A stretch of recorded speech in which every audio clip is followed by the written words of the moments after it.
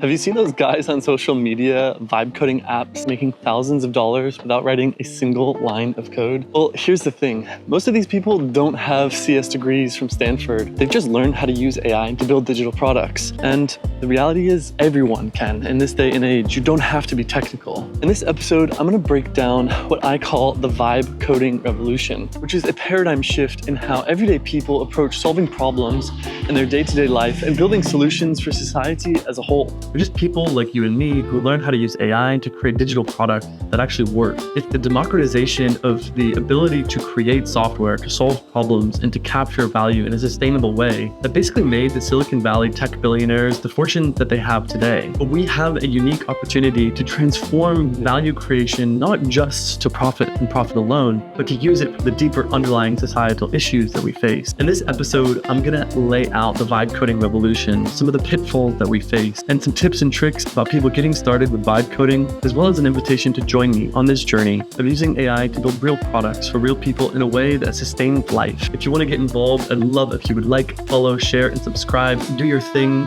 I'm here to bring you the goodest vibes, share my 16 years of startup experience. Hope you stay tuned and enjoy the ride. The Vibe Coding Revolution, episode 1. Yeah! First. While this new era of vibe coding provides unprecedented access to build products to amass fortunes, it also hides a colossal danger. We're accelerating towards an AI-driven future that exacerbates the existing injustices of our world today, rather than using the power of technology to rewrite them and to create a more just and equitable society for generations to come. So the question now isn't if you can build software, but what you are building and at what cost. This vibe coding revolution isn't just about changing who gets to build. It's about changing what gets built and how. And ultimately, it's about uncovering the deeper reason of why we are building in the first place. And if we don't step back and examine the deeper questions that we face when looking at AI and looking at humans' role on the planet in a world dominated by artificial intelligence, we risk building a future that we simply cannot afford. My name is John Ellison, and for the last 16 years, I have ridden wave upon wave in startup life. From dropping out of school when I was 18 to build an e-commerce company, to exploding at the forefront of the climate crypto revolution, doing billions of dollars of volume, navigating burnout, stress, runway depletion, fundraising during the pandemic, you name it. But more recently, during my sabbatical, I witnessed something monumental. The release of Claude Code in 2025 was not just an incremental update to Anthropic's models. This was a seismic paradigm shift in how we build software, how we create companies, and ultimately how we relate to ourselves as builders and to the planet as a whole. But before we dive into the vibe coding revolution, we need to step back and understand the patterns of these tech cycles and why this one with AI feels uniquely dangerous. Okay, so I've lived through a few of these hype cycles in my day. I built my first computer at the tail end of the dot-com boom. And in 2022, I experienced the collapse of the climate crypto movement. We're witnessing a similar pattern unfold, and almost an evolutionary paradigm that's progressing and getting more intense, drawing more capital and attention to a single point. Human attention tends to concentrate. Capital follows, momentum builds, and then if the underlying incentives are misaligned, the entire system collapses. What fails first is almost never the technology itself. It's the incentives behind it or underlying it. Once you've actually seen that pattern a few times, you start to recognize it early. And that is exactly why this moment in AI feels strangely familiar. Except this time, the scale is astronomically different. We're talking about trillions of dollars.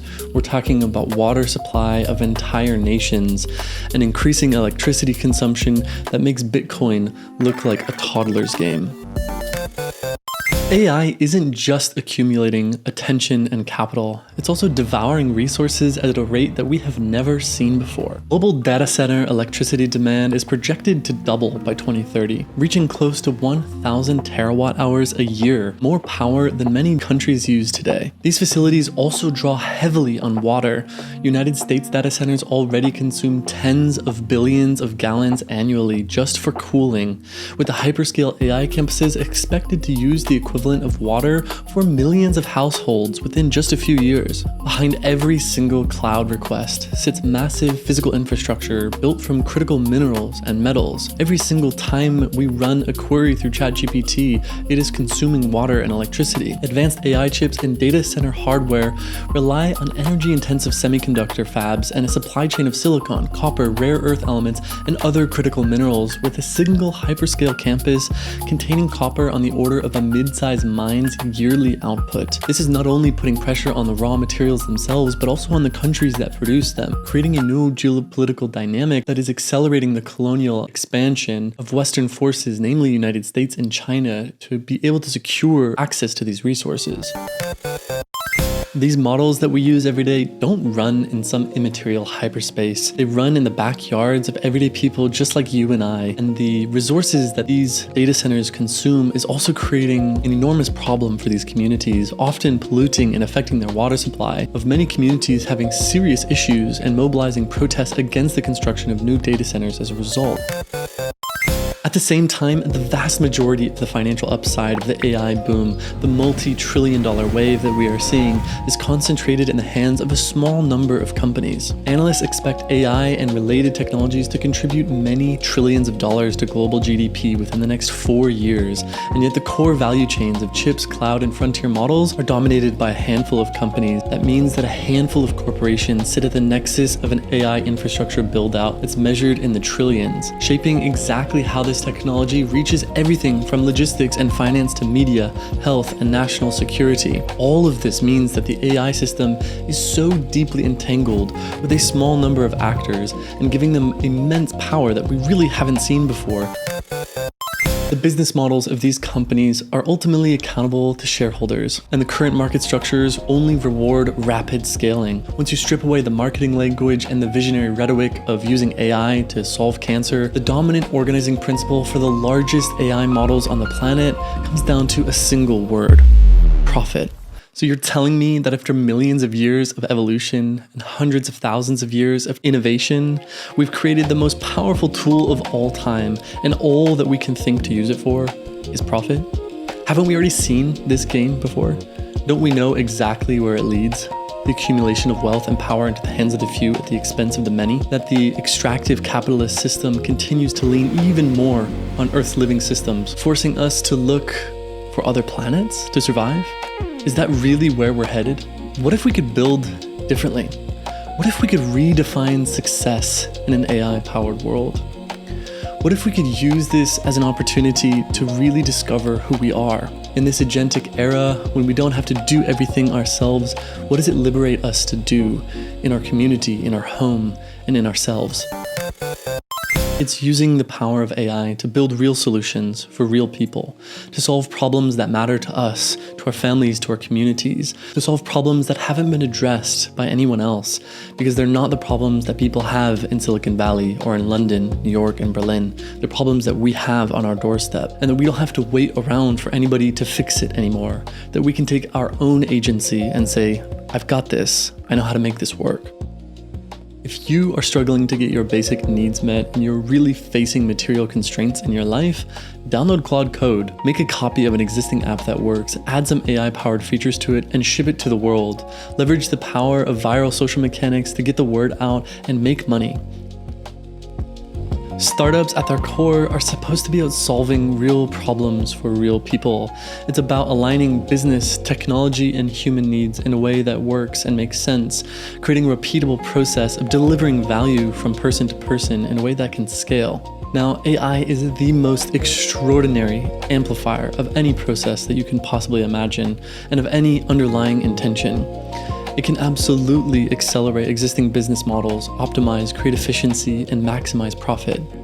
But this also means that it's uniquely capable of addressing some of our deeper systemic issues that we face, because it allows us to rewrite and to strip out the plumbing of the underlying logic, the way that we approach solving problems, the way that we move data, the way that we make it accessible for other people to access and to build on top of. And this means that AI is uniquely capable of addressing the deeper systemic challenges that we faced as a species if we choose to put it there. Now, we can see from many parts of the developed world that the public infrastructure has been built over many, many years and often requires software and collaboration from multiple parties.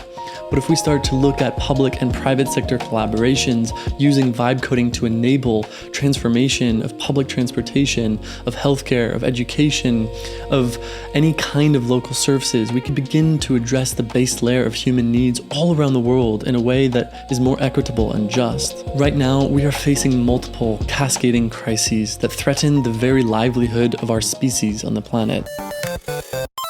And here's the bizarre paradox of our time. Indigenous communities currently steward over 80% of the world's biodiversity, contributing to a major, if not central and primary aspect of a stable and healthy climate. And guess what? They receive almost none of the capital to do the work that they're doing. They're constantly facing battles on every aspect of their lives, from maintaining their own land to protecting their own culture and their own people. While on the other hand, the people with the most leverage in the current system today have the greatest disconnection from the land and the people that actually maintain it.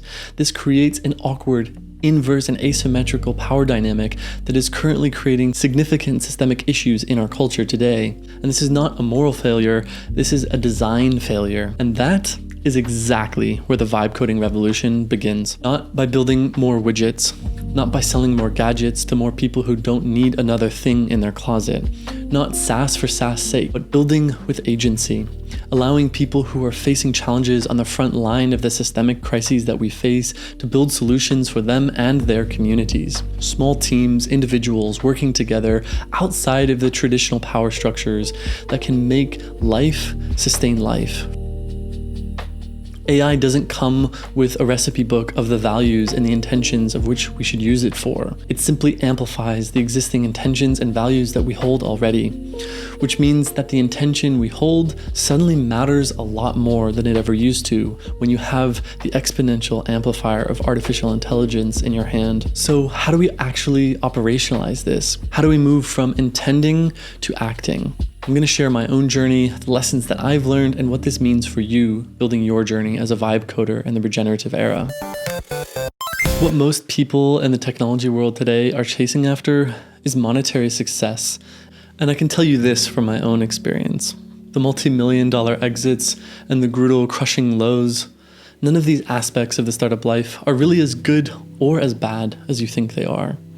What really matters at the end of the day is the life that you live, who you live it with, and what you live it for. And that is what I'm after in this season, is to really use technology to build in a way that feels good and balanced for me, that feels like I'm waking up in the morning and contributing my own life energy to be in service of life, to be in service of balance, to be in service of harmony, and that I can have fun, that I can use technology to express myself, to create new things that I never otherwise could have made before. But also do it in a way that's conscious of the extractive colonial past as well as the present, that is aligned in regenerative values that recognize and honor the indigenous kinship worldview, the life systems-based reciprocity that understands everything as an exchange, and that when we don't exchange value evenly and equally, things get out of balance.